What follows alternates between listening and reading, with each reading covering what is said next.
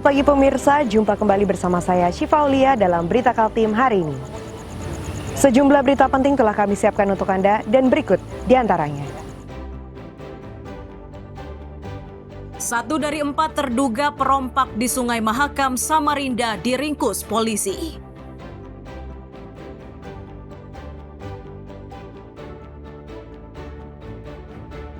Jelang Idul Adha, berbagai upaya dilakukan dinas terkait di Balikpapan untuk mengatasi ancaman penyebaran penyakit mulut dan kuku atau PMK.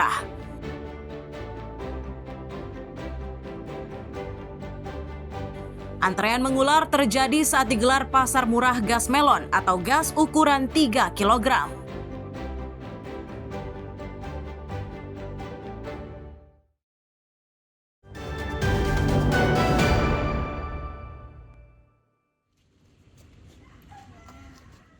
Pria yang digelandang polisi ini merupakan 1 dari 4 pelaku perompakan di Sungai Mahakam, Samarinda. Pelaku berinisial AD usia 37 tahun itu merupakan warga Samarinda seberang. Ia ditangkap setelah polisi mengenali wajahnya melalui video amatir yang beredar di masyarakat.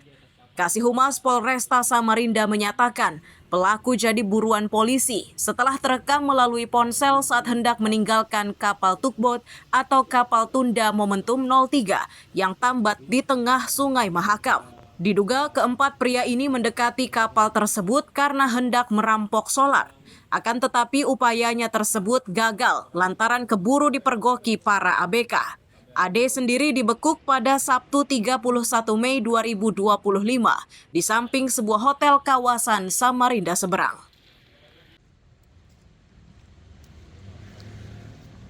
Jadi pada berawal dari video viral tersebut, kami dari Polresta Samarinda, khususnya Satpol Airut Polresta Samarinda, melakukan penyelidikan dengan mengumpulkan keterangan-keterangan serta petunjuk-petunjuk yang ada di lapangan.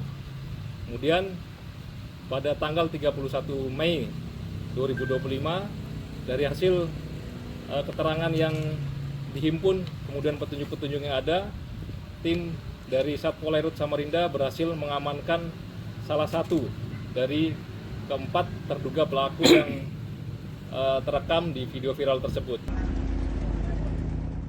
Dari rekaman video amatir tersebut, keempat pelaku buru-buru meninggalkan kapal tunda dengan menggunakan perahu.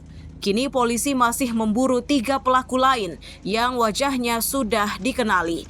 Sedangkan pelaku yang tertangkap saat ini sudah ditetapkan menjadi tersangka dan terancam hukuman 7 tahun penjara. Amir Hamzah dan Iswanto melaporkan dari Samarinda.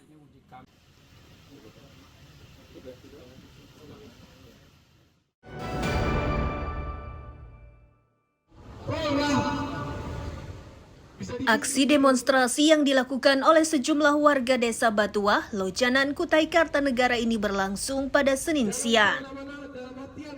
Aksi yang digelar di depan pintu masuk kantor gubernur itu berkaitan musibah longsor di desa Batuah yang menyebabkan sebagian dari warga terpaksa mengungsi ke tempat yang aman.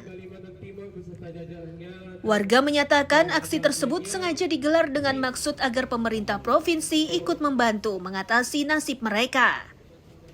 Keinginan utama dari warga ini yakni menuntut pembebasan lahan dari perusahaan tambang batu bara. Bahkan upaya ini diakui sudah dilakukan selama 5 bulan. Baik, setelah ini juga ada penyampaian orasi. Ingin menuntut pembebasan lahan dari perusahaan SSR. Karena kami sudah 5 bulan menderita di kampung kami. Rumah kami sudah runtuh, tempat tidur kami sudah tidak ada. Bahkan memasak pun, tempat memasak pun tidak ada. Kami tidur di depan rumah, kasur di lantai depan rumah, di tanah bersama anak-anak kami. Karena tidak ada tempat yang layak. Jadi saya mohon perhatian pemerintah kepada kami. 1. Kami warga terdampak tanah longsor kilometer 28 Tanijaya menuntut pemerintah desa Batuah dan tambang PT BSSL untuk segera melakukan tindakan perbaikan pencegahan terhadap penyebab terjadinya longsor susulan yang terus terjadi di daerah kami.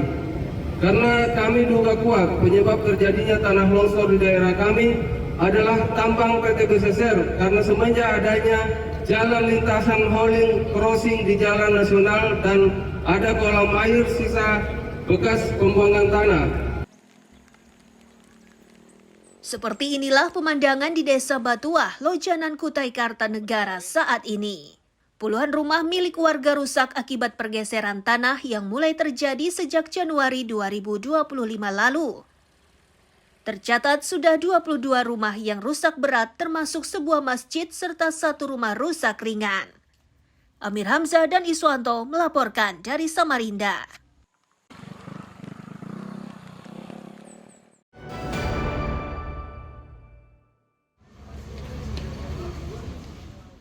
Puluhan warga Batuah, Kutai Kartanegara dengan ditemani kuasa hukum bersama bergegas menuju ke ruang pertemuan kantor Gubernur Kaltim di Jalan Gajah Mada, Samarinda, Senin siang.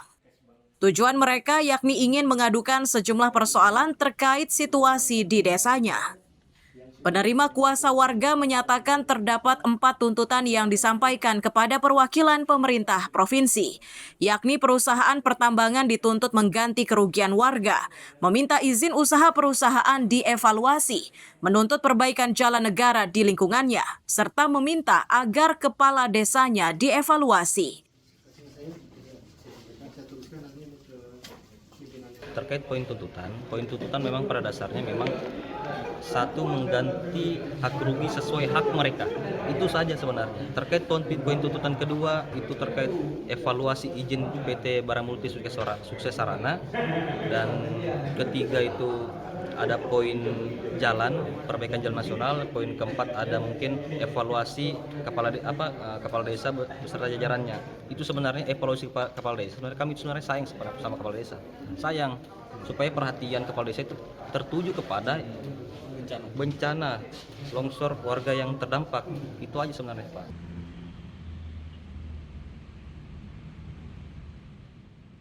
Sementara itu, Kepala Bidang Trantibum Satpol PP Kaltim menyatakan akan secepatnya menyampaikan tuntutan dari warga. Selanjutnya, langkah pasti akan ditentukan oleh instansi teknis yang berwenang menangani persoalan tersebut.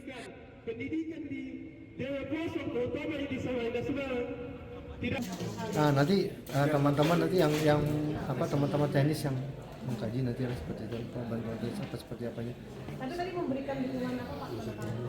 Tadi kita dukungan itu artinya menyampaikan surat tuntutan, itu surat tuntutan mereka dari kami jadi selaku saya sebetulnya mewakili pemerintah provinsi, jadi saya yang terjemahkan seperti itu.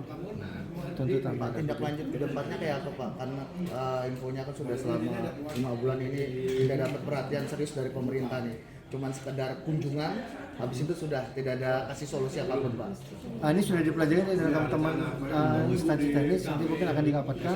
Nanti bentuk bantuannya seperti apa nanti, bukan wewenang nanti mereka yang bisa menjawab nanti.